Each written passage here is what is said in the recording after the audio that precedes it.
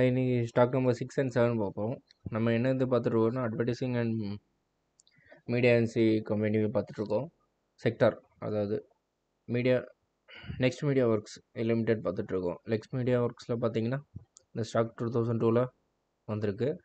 Maximum இன்னும் rice ஆகலை, இடையில ரைஸ் ஆச்சு. அதுக்கப்புறம் இதோட ஃபேஸ் வேல்யூ பாருங்கள், 10,000 போட்டிருந்தோன்னா இப்போ வரைக்கும் இப்படி தான் இருக்கும், லாஸில் தான் இருக்கிறோம்.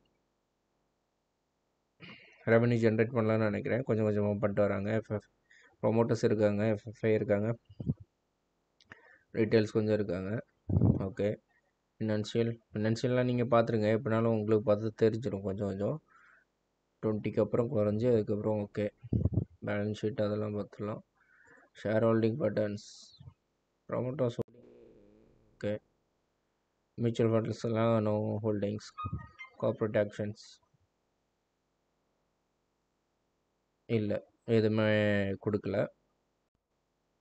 போனஸ் ஸ்ப்ளிட்டு ஒன்று கொடுக்கவும் முடியாது இந்த கம்பெனிக்கு. ஓகே, இதான் இதோட சார்ட் பேட்டர்ன் பார்ப்போம். இங்கே பாருங்கள், ஒரு ரேசிங், அதுக்கப்புறம் டம்ப்பு, அவ்வளோதான். அதுக்கப்புறம் என்னாச்சுன்னு இந்த ஸ்டாக் தெரியாது. இது எப்போ போகும் ஆகும்னு தெரியாது. இதில் கொண்டு போய் இன்வெஸ்ட்மெண்ட் பண்ணிடாதீங்க.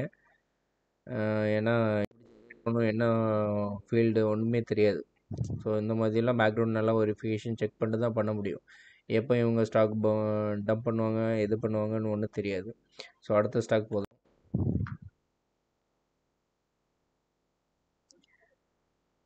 டிஜி கான்டென்ட் ஓகே, இதுவும் அட்வர்டைஸிங் மீடியா ஏஜென்சி கம்பெனி தான்.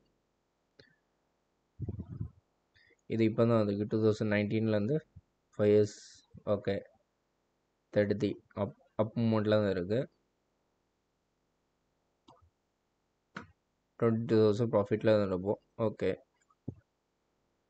28,015 ஃபுல்லாக நீங்கள் பார்த்தீங்கன்னா ப்ரொமோட்டர்ஸ் ஹோல்டிங் இருக்காங்க, எஃப்எஃப்ஐ இருக்காங்க. ஓகே, ஃபினான்சியல் பேட்டர்ன் பார்ப்போம்.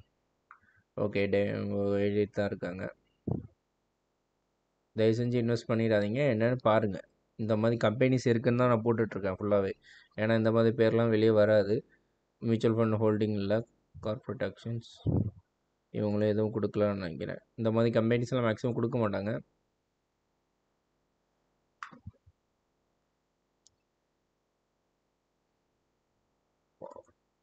ஓகே, எப்போ மேலே போயிருக்கு பாருங்கள்.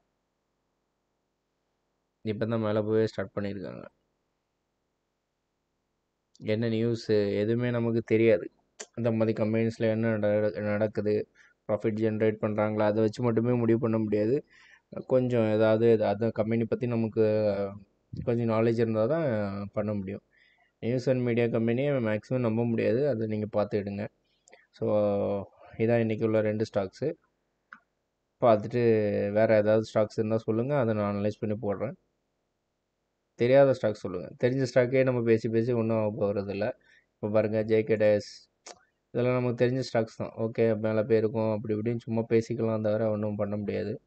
ஸோ அதனால தான் தெரியாத ஸ்டாக்ஸ் சொன்னீங்கன்னா எல்லாத்துக்கும் யூஸ்ஃபுல்லாக இருக்கும். ஃப்யூச்சரில் திடீர்னு மல்டிபேக்கர் ஆகுதுன்னா என்ன நடந்திருக்குன்னு பார்க்க முடியும்.